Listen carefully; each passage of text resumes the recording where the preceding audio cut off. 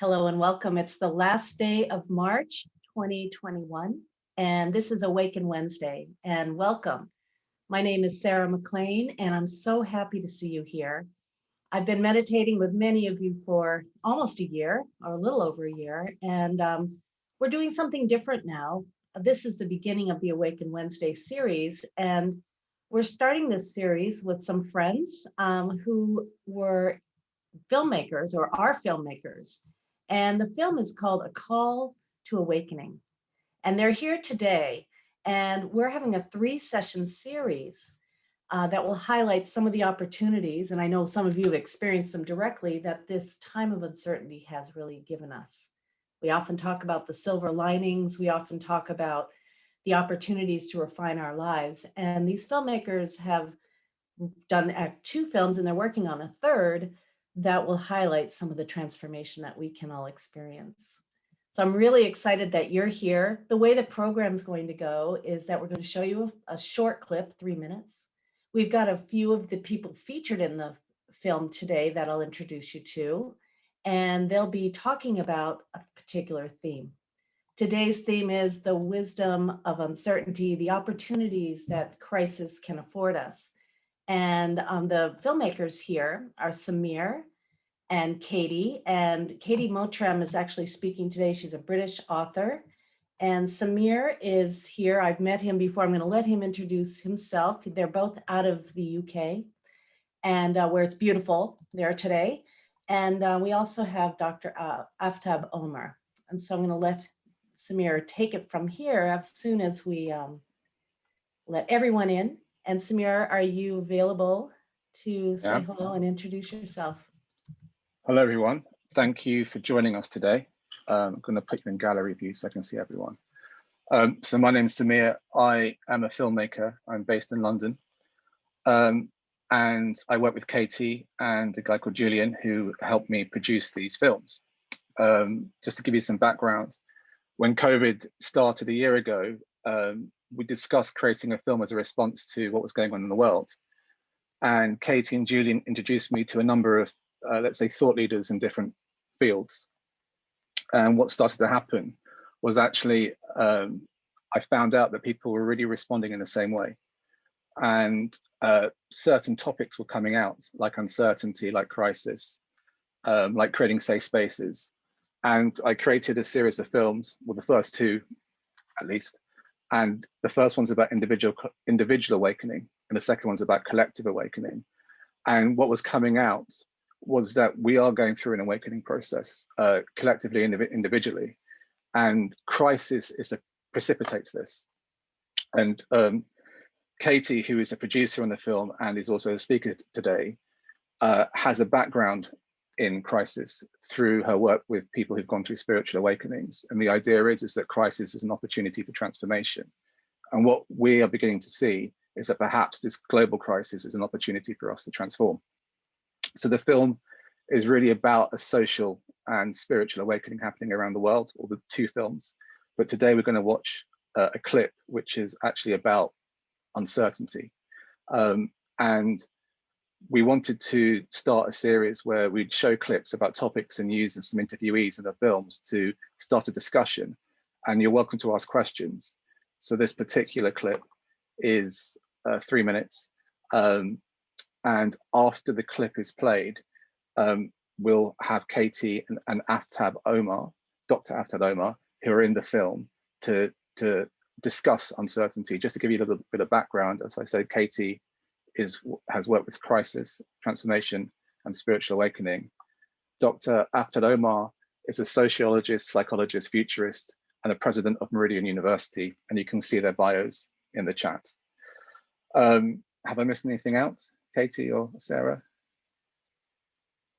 No, I want to welcome everyone, and thank you for sharing all that, Samir. I'm going to see if I can go ahead and share my screen.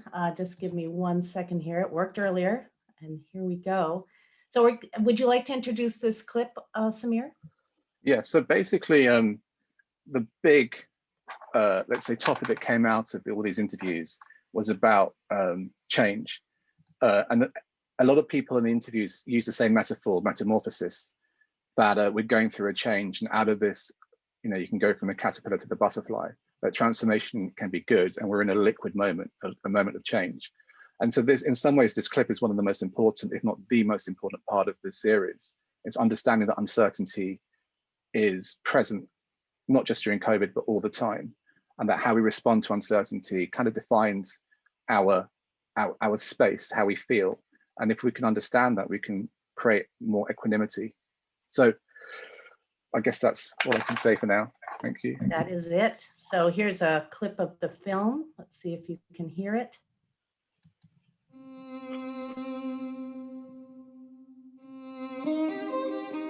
However challenging circumstances sometimes have been, it's those circumstances that I learn from. So I see this special time we are living in a way also as a wake-up call to understand on a deeper consciousness level what a single person, or we as a community, or we as a nation, or we as a world community, what we create. And my sense is that perhaps we can, instead of seeing it as a crisis to be overcome and then go back to the old normal, which was unsustainable, might we not use a metaphor from nature of metamorphosis? And I see this time, this is probably the simplest metaphor, as a metamorphosis, the caterpillar that moves into its little cocoon and it gets smashed up into smudgy pieces. And in that chrysalis, the caterpillar itself dissolves. It becomes totally liquid. And right now, this is a liquid moment. I heard somebody say that recently and I thought, wow, that's a beautiful way of putting it. This is a liquid moment. And anything can happen.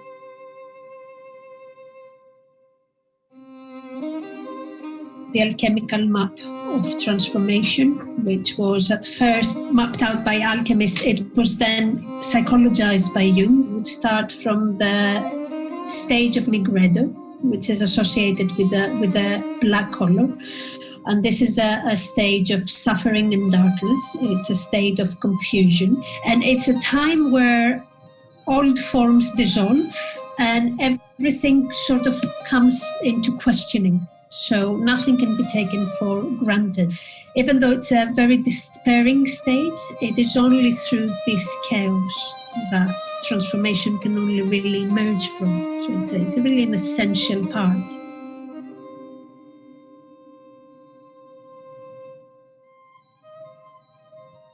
A crisis is an interregnum, a space between two regimes, a space between two forms of order. So it's a difficult intermediary space. But for transformative learning, that is when it happens.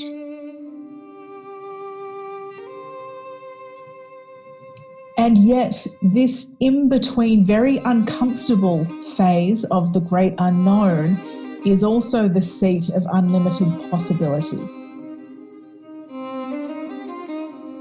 So imagine this as an incubation phase. Imagine this as a pregnancy. We are germinating a seed. It's gone down into the deep earth and we're watering and we're tending to it, but it hasn't really met with the world. It exists purely in a becoming phase, in a phase of potential.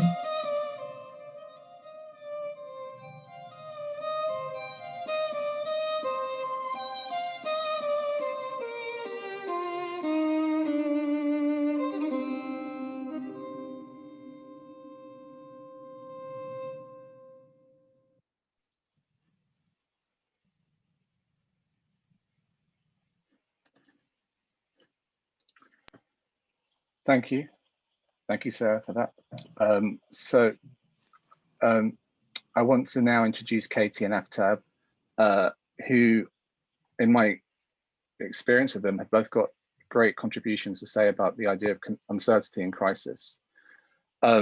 Maybe I can start with you, Katie, and it's just about your personal response to crisis. How have you personally resolved uncertainty and crisis? And let's start with your experience first. Thanks, Samir. Hi, everybody. Lovely to see you all. Yeah, I mean, this is the first thing I wanted to say, really. I only consider myself kind of an expert by experience. I think this is a lifelong journey, and I continue to grow and have challenges. And what I really have learned along the way is to embrace the difficulties as an opportunity for growth. And I spent my earlier years kind of really struggling in my youth, and really striving to fit into, you know, the Western societal narrative of everything being predicated on, we have to, you know, it's all about economic growth, it's all about achieving, it's all about being someone. And the more I did that, the more I felt very disconnected from my authentic self. And I worked in mental health for 15 years. And I just became more and more disillusioned and depressed, and I felt like something was really missing. And that led to my own suicidal ideation and breakdown, which I now am very, very grateful for, because I found myself in this interregnum space that Aftab describes in the film. And during that time, I was having very euphoric spiritual experiences, but also deep despair. And I was very, very fortunate to learn the framework of spiritual emergence. And through reframing my experience, not as the mental health system, ironically, within which I worked, framed it, which only made me feel worse, it made me feel ashamed, I was able to reframe my experience as a potential opportunity for change, as this metamorphosis that we talk about in the film. And I think I want to caveat as well that, you know, we're not saying that these experiences are easy to go through. They are extremely painful, extremely challenging. So we can't just kind of shift from having crises in our lives and sort of I think this is probably an important discussion topic that we'll cover today, but just kind of switch from this to this belief that everything's wonderful. It takes a lot of time and learning and growth, at least it has for me, and also embodiment. I realized I was very, very disembodied, and I needed to come back to reconnect with myself in order to physiologically soothe my, you know, nervous system, which was so related to everything as well. And I was almost given a mission within my crisis to start a campaign to offer to other people who are going through these experiences this same kind of narrative that had helped me. So that's when I started Emerging Proud, and more recently kind of really saw the similarities between individual crises and the opportunities for our meta crisis and meta opportunities that we're in at the moment. So I think I'll leave it there and let Aftab have some words. Aftab, I want to ask you a question, because as a filmmaker, I always look for wisdom. And one of the lines you said in your interview, a crisis is an interregnum between two forms of order, is quite inspirational for that section for me. It really helped me understand what I was trying to say. And you actually said a crisis is an interregnum between two forms of order, but it's also a space where you can really understand, you can go through transformative learning. So I wonder whether you can expand upon what you said, or what I used this excerpt from your interview. Yes, glad to, Samir. Thank you, and hello, everybody. So I have a colleague who's in his early 30s, and he wrote in some writing he did the sentence, wisdom is overrated. And I think since many of us have been in our early 30s as well some time back, that this should be forgiven, this statement, but it did evoke in me a kind of a combative response, which we were able to laugh about, and my response was, well, intelligence is also overrated. And so I would extend from there, Samir, that crisis can be overrated, transformation can be overrated, stability can be overrated, and the in-between places that the term interregnum refers to, the time between regimes, regime in the sense of organizing principles, deeply anchored structures, that all of this, its significance is contextual. So that anything that we value or can be overrated because value is linked to context. And what an interregnum is a, not necessarily a sudden, but a deep shift of context. Or so even the crisis has some context to it, but in a crisis, the particular living system, the particular living organism is unable to attune to what that context is, to become present to it, and therefore to be able to respond to it. And so we scramble, or any living organism will initially flail about as a way to attune to the context and then respond in some creative way. Now, these I've spoken very sort of abstractly right now, and I'll just say I'm happy to move into more examples and anecdotes and being more grounded. But I've begun there, Samir. That doesn't mean we have to stay there. Oh, sorry. Let me ask you both about the current situation we're in, because obviously our films were inspired by the pandemic. And I think they've become big, they've become a response to life in general, but they were inspired by the changes that were happening in the pandemic. So if we look at the present situation as some form of crisis or uncertainty, what are your personal reflections on your own response to it, and how, and within that, is there any advice or guidance you may want to share with others? So I'll come back to you, Aftab, first. So I grew up in Pakistan, India, Turkey, and Hawaii. And Pakistan, India, and Turkey, when I was growing up, were quite chaotic. And to some degree still are, Pakistan and India particularly. So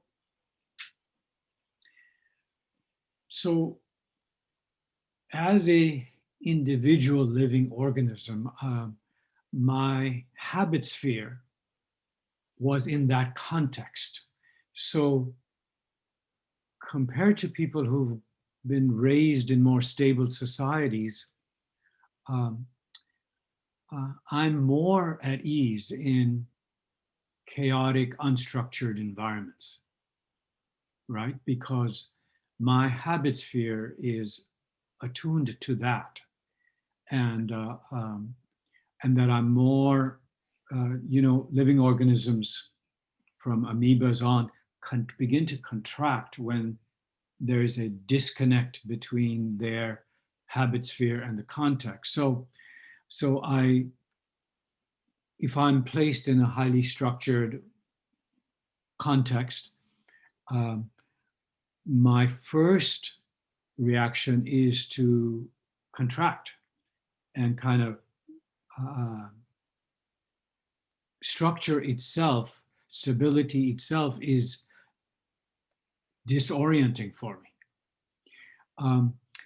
So this is again to emphasize, Samir, that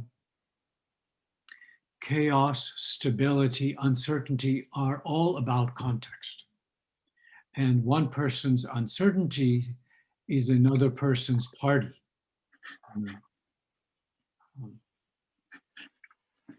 Katie?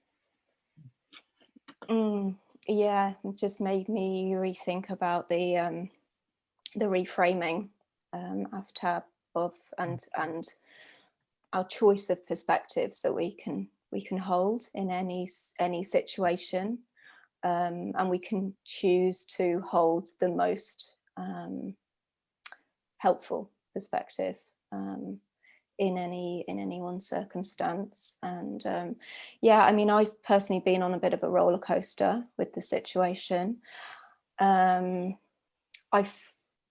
feel very privileged to have experienced crisis, because I think it's made it easier to go with the flow.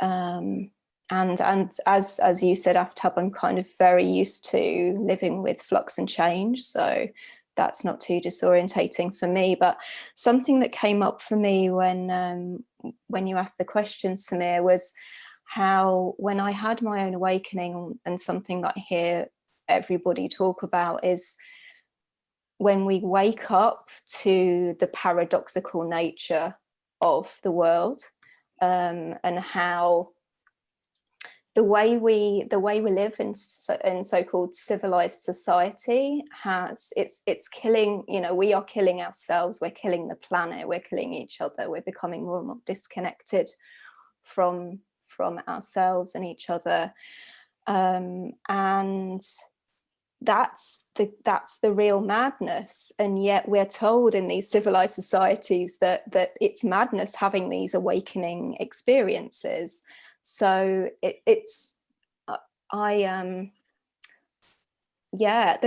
almost the humor really of the universe in these kind of paradoxical expressions of what's going on. And there aren't many people that I can say this to on an everyday basis, but I'm quite excited by the opportunities that are presenting themselves.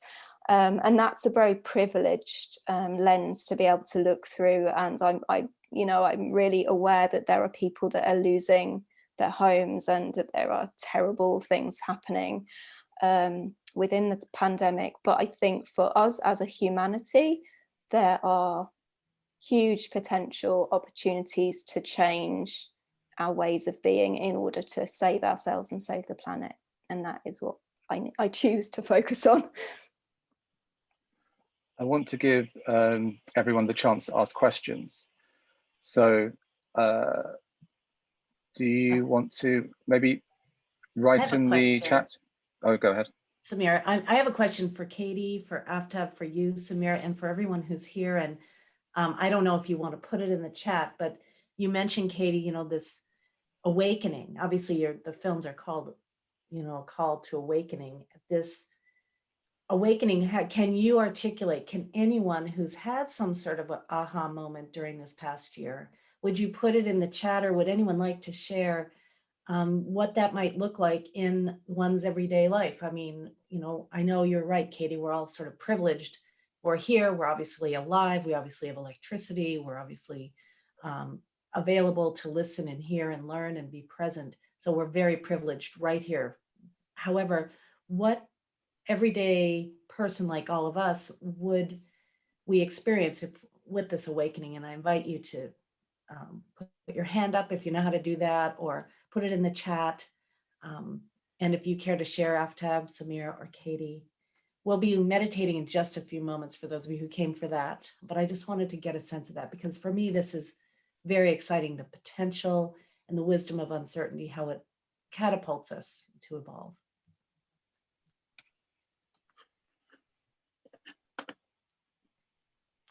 Jump in.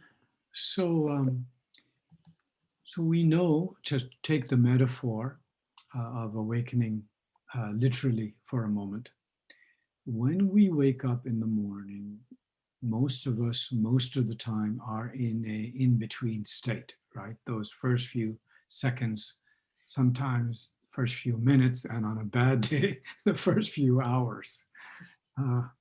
So we know this in-between state, and it's a sensitive state. It's a bad time to look at the news on the phone, or it's a bad time depending on what is in one's email. It could be a really bad time because we are in a, you might say, an interregnum of consciousness, that the rules by which sleep works and the rules by which everyday awakeness works.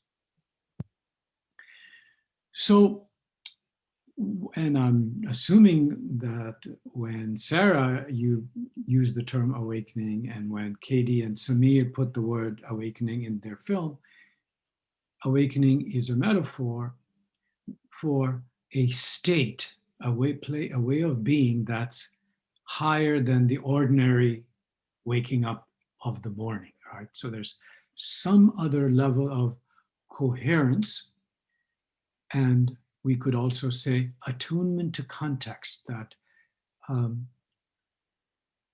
to be awake in the sense that Sarah, Katie, and Samir are focusing on is to be in this state of high coherence, high attunement, deep presence.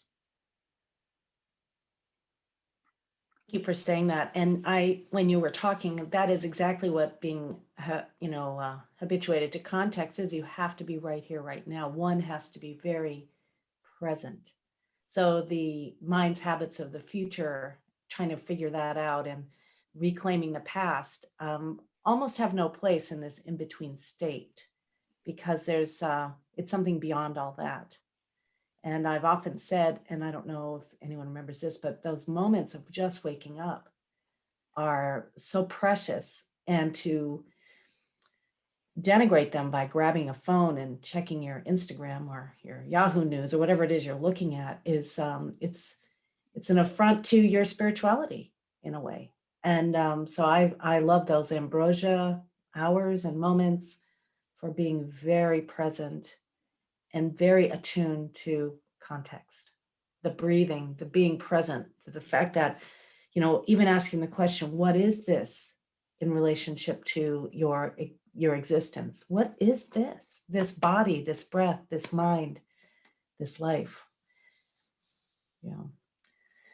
Thank you. Is there anyone else that wants to share? I don't see any hands up, but it doesn't mean that you don't have them up. I just can't really see them. There's a question in the chat from Rebecca Bryson. Mm-hmm. Is it challenging to be comfortable in uncertainty and not wanting to try and fix things? That's great. Can you be comfortable with that wisdom of uncertainty without this, let me fix it, let me make it better? Anyone have thoughts on that?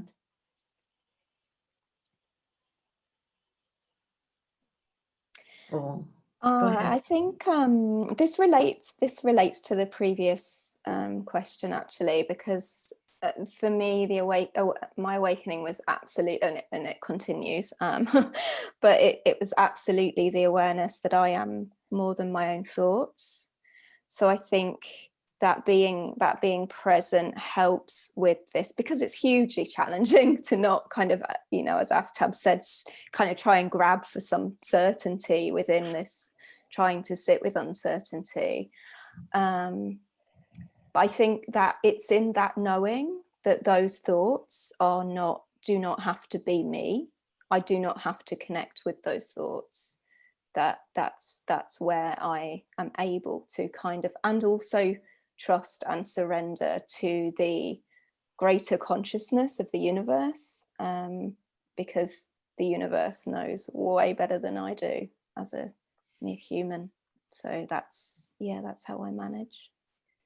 Not very well all the time, but well, when you were talking about contraction, when an amoeba is in an unfamiliar context, the contraction, and I often talk about that in terms of being awake and being expanded, as we might feel during or after a meditation, and then, like you say, Katie, suddenly not handling it so well in a moment, and so this expansion and contraction is continually happening. But the answer to that question I find is this anxiety that someone said, what if I want to fix it? There's this anxiety that accompanies that sense or compulsion of trying to fix something. And for me, that's contracted, that anxiety on that. And Wesley was saying, why is it that everybody's talking about the responses or reactions, I should say, to the pandemic, and people are talking about vaccines and how you can improve your immunity, which, has its place. But why aren't we being more attuned to this beautiful expression of the universe as in this earth that we're sitting on, that feeds us, that spins us around, that, houses us, that gives us everything we need? And so why aren't we paying more attention to that? And that question, I don't know if we can answer it as a global community. I think it might have something to do with what makes it in the forefront of the news, generally speaking, has something to do with money.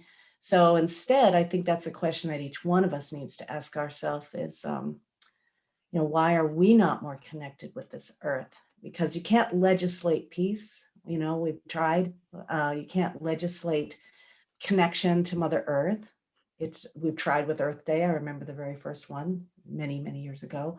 So I think this is where personal responsibility becomes important. And that's why you're all here. That's why I'm here, is that we're a grassroots effort of taking personal responsibility, reclaiming our attention, reclaiming our mornings, reclaiming our place in the world, reclaiming our space of being in between.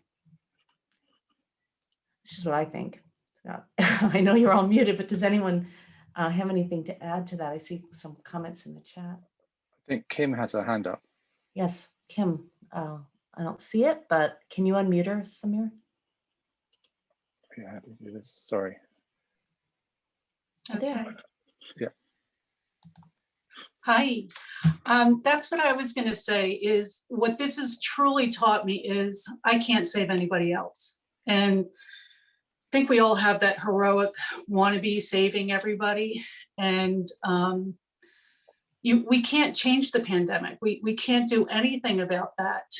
And, I'm an energy worker, believe in energy, energy affects everybody. And that's the only thing that we can do, is change within ourselves, and that ripples out like the 100th monkey. And this pandemic has really taught me to release judgments, especially with the mask thing that's going on, how it was made political. And I realized also that I have to take my judgments away from those that I don't think are doing things the way I would do them. And that's my contribution at this time, because as you were saying, we're so privileged. We don't have to worry about what to eat. We don't have to worry about our homes or, clean water or any of that. So I look at it as my responsibility to go within and change my vibrations. That's my contribution. So that's all I wanted to say. Thank you, Kim. It's beautiful. I think that's it. What we bring to the table. As somebody put this in the chat, how do we interact with people who are stuck in crisis and conflict? Well, once again, we cannot meditate for someone else. We cannot teach someone else where they should put their attention. They're in charge of everything that has to do with themselves. All I think that we can do, in my opinion, is to be the change you want to see in the world. Because that nobody wants an evangelical person who's saying, you've got to do it this way. You've got to take it care of this way. The first thing that happens is we contract. Someone's telling us what to do. So if we can be in that expanded state and, like you say, sort of monitor our own thoughts, Katie, and look at our energy, that I think would be the key. But speaking of that, unless there's a burning question or something you'd like to share. Yes, Katie. Do you mind if I just really quickly respond to that? Because this is just my passion. Is it's all about, so for whoever asked the question, sorry, I can't see the chat. Whoever asked the question about how to be with someone in crisis, it's all about validating it's okay to be where they're at and to feel what they're feeling, and that it's to reassure this is not the end. It's part of a process. It's part of a really painful, difficult process, but you will be okay, and other people have been through it too. I think that is the most important thing that you can say to someone. I just couldn't not say that, sorry. That's brilliant, Katie. It's the bearing witness of it without having to be reactive toward it. And that's what we do when we're meditating, is we bear witness to the interior gyrations and thoughts and emotions and twitches. And we just bear witness to it without overreacting to it and stabilizing our ability to pay attention without reaction. I think it's the kindest thing to do. And when my father was dying a few different times, his heart stopped. And I got really panicky the first few times. He had a pacemaker, so it always jumped him back into life. But the first few times, I would say, do what you have to do, Dad, do what you have to do. You know, I'm right here, do what you have to do. And finally, after about the third or fourth time this happened, all I said was, it's okay. It's okay. Being really present with that. I was fortunate enough to have that experience of him doing that again and again so I could get it right, like Groundhog Day. But being able to say, it's okay. I'm here, and I'm here for you. So let's meditate, shall we? Let's do that. I'm going to guide us into a short meditation here, the space in between, and being really present. And as you all know, if you've been here meditating with me before, you know, it's okay to have thoughts that take you into the future and into the past and into other people's business. Your job is to notice when they arise, sometimes an emotional follow. Just come on back to right here, to right now, where your body is, where your life is, where your breath is, where your existence is. And we'll do this by turning our attention inward, being kind to ourselves.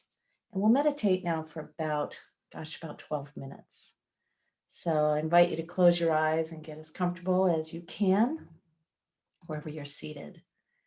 And I'll guide you into this, and you can move at any time, open your eyes at any time.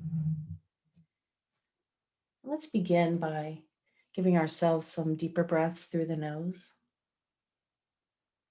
Breathing at your own pace, slowly and deeply on the inhale, and slowly and fully on the exhale.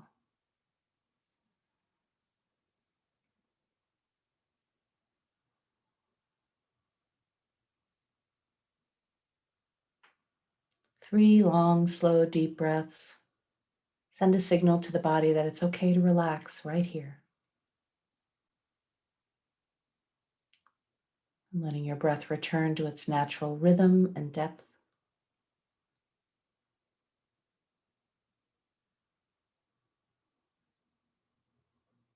And as you sit here with your eyes closed, you might begin to notice you're more attuned to the sounds around you.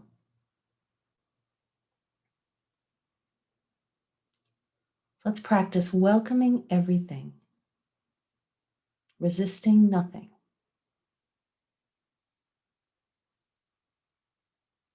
Bearing witness to the sounds that come and go, and tuning in to the sounds that are seemingly ever present.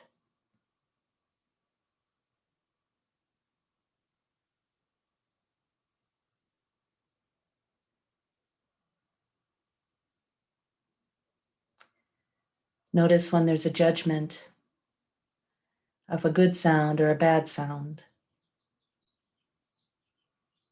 Notice if there's a judgment of trying to identify the source of the sound. Put that all aside and listen to the sound and textures of the sounds.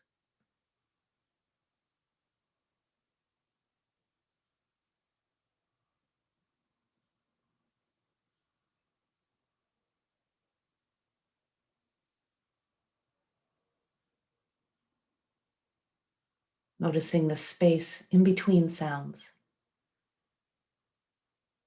As some sounds arise from the silence and return to the silence, like my voice.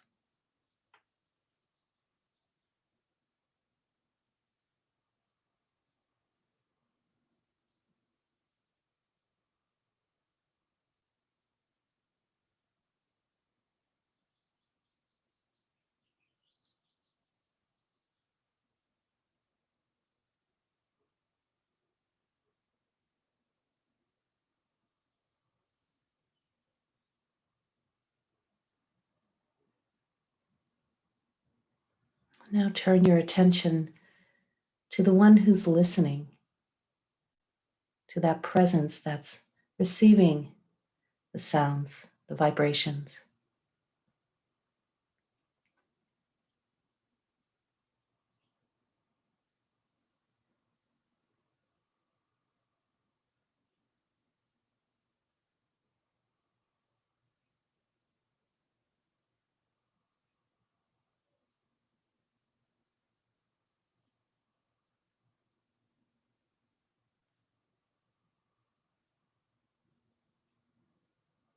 And now turning your attention to your body, to the sensation realm. Notice where you're sitting, where your hands are. Notice the sensation of your feet on the floor.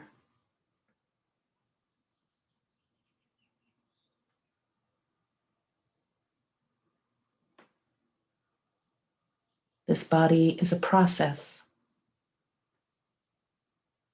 As it continually changes, imperceptibly often.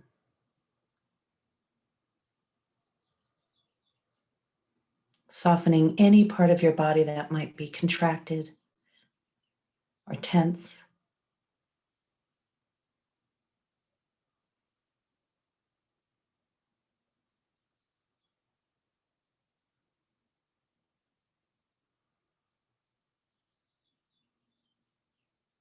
Letting go of any thoughts of what needs to change or how it used to be. And tuning into sensation.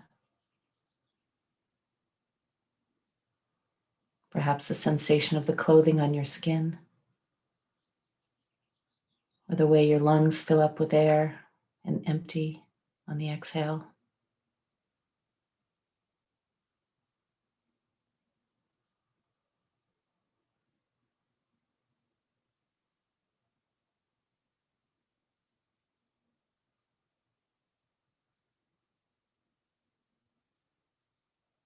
Tuning into the sensation of stillness, wherever you might find it.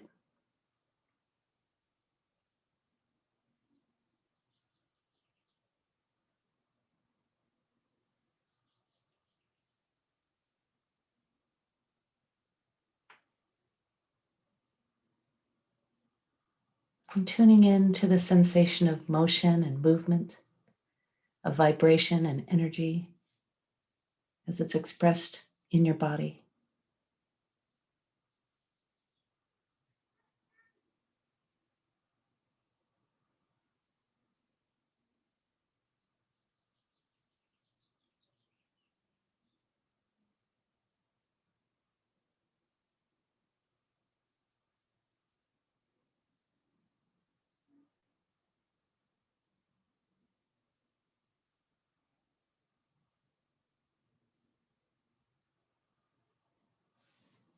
Notice if you can sense where you begin and end.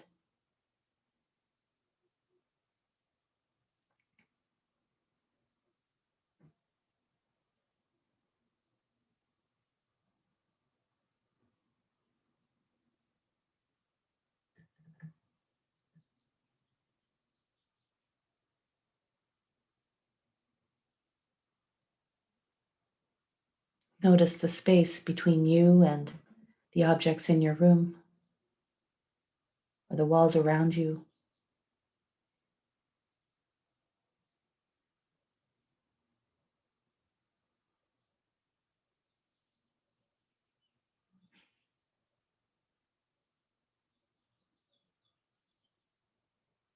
Imagine your place on this earth where you're seated.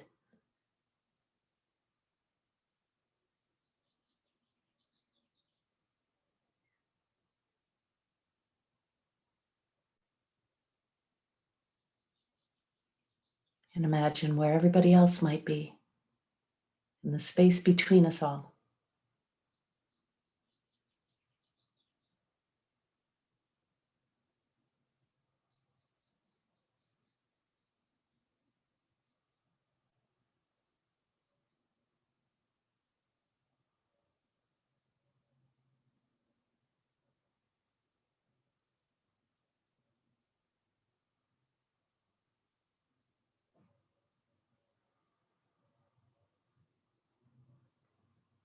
Imagine yourself relaxing and expanding into this space.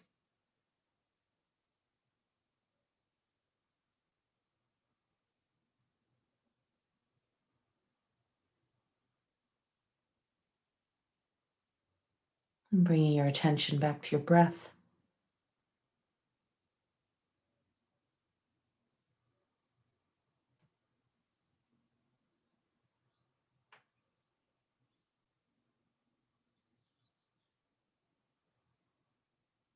Each one of us is breathing.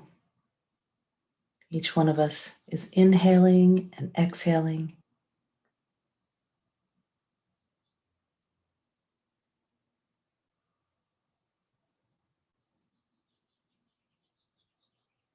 Each one of us has the space between each breath.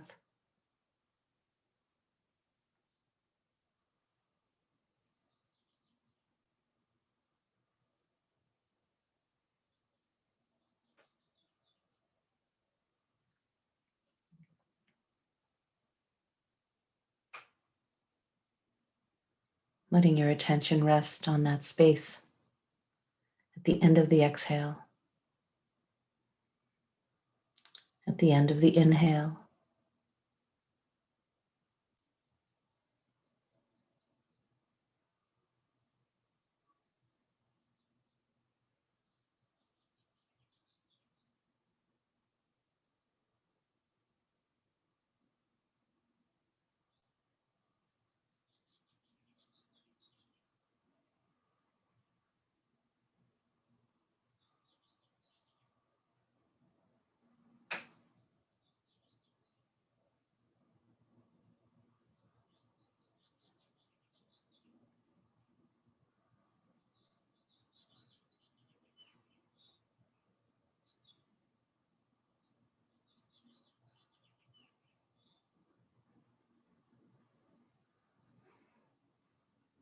and tune in to the one who's paying attention, to that awareness, to that witness, to that presence that is you.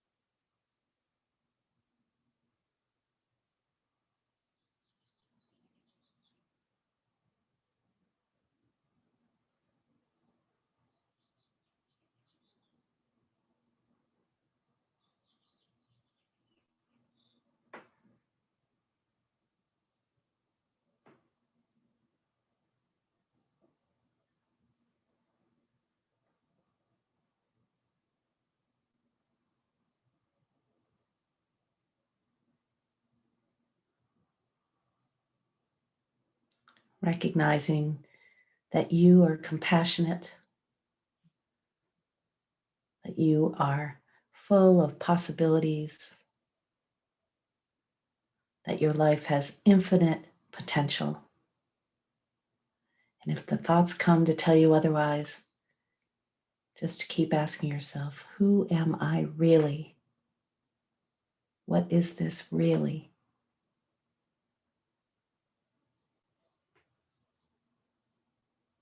I am infinite potential.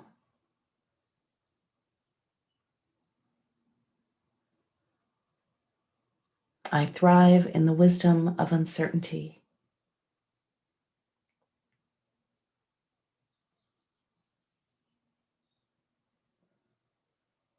I am committed to being a loving presence at this time.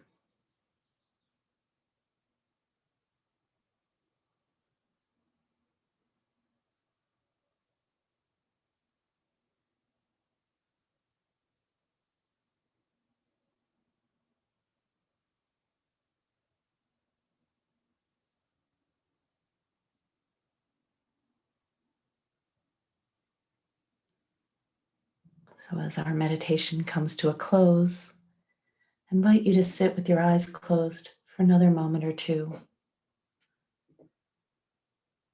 tuning in to that presence, that expansion, that unconditioned self that exists within the conditions of this body and mind.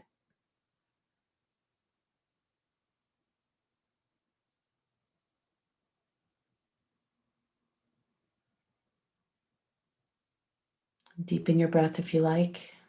Tune into the sounds around you once again if you like.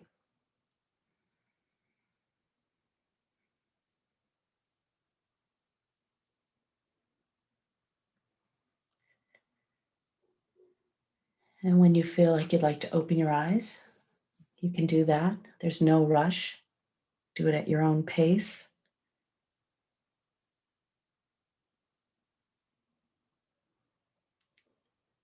Not losing track of the one who's looking through your eyes, the one who inhabits this body and this life.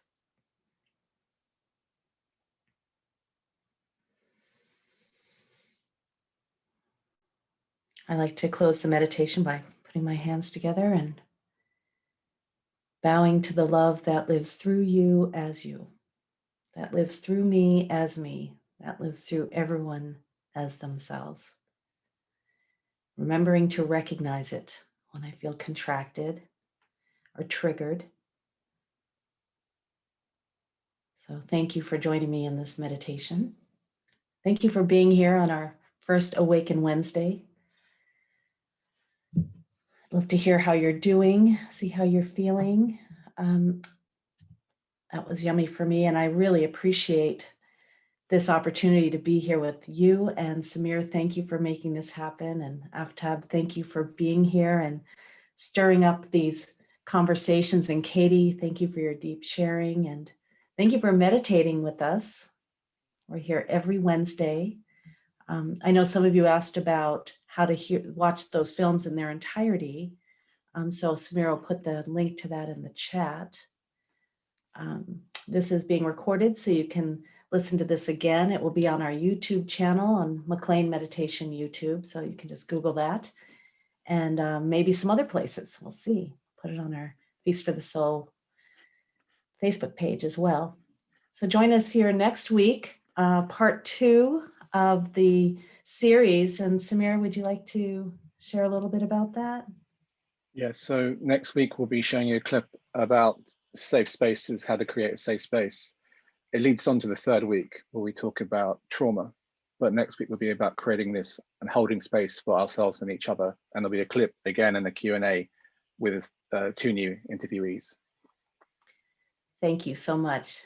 Is there anything you'd like to share, Aftab or Katie? Feel free to unmute yourself and we'll stop recording after that.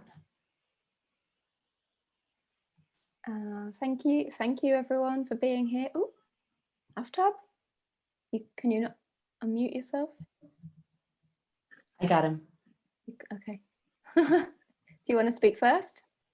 Please go ahead, Katie. Thank you, Sarah, for the opportunity. I really enjoyed this session. Something came to me in the meditation, and I love that phrase "liquid moment" that's mentioned as in the film. And I was listening to a podcast yesterday, and they were talking about societal change and described this as a golden molten moment, and I was like, oh, that's trumped our films. That's so cool. And it's like, yeah, I think if we can remember that we're all full of infinite possibilities, then we can create this better world that we all want to see. So thank you all. Thank you, Katie. See you next week. Aftab, did you want to share something? I'd love to share a short poem. Do we have time for that? Absolutely. So you may know of a man named David Wagoner from the Pacific Northwest of the US.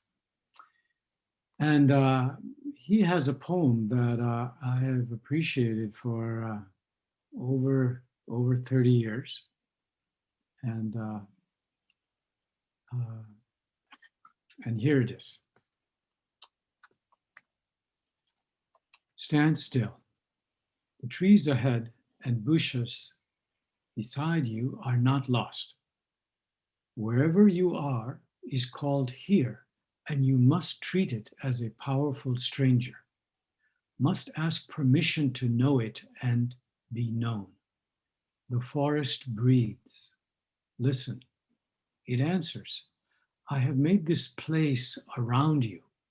If you leave it, you may come back again, saying, here. No trees are the same to Raven. No two branches are the same to Wren. If what a tree or a bush does is lost on you, you are surely lost. Stand still. The forest knows where you are. You must let it find you. David Wagner. That, oh my God, it's so beautiful. Just stand still right here, right now. This is it. This is it. Well, I'm going to stop the recording.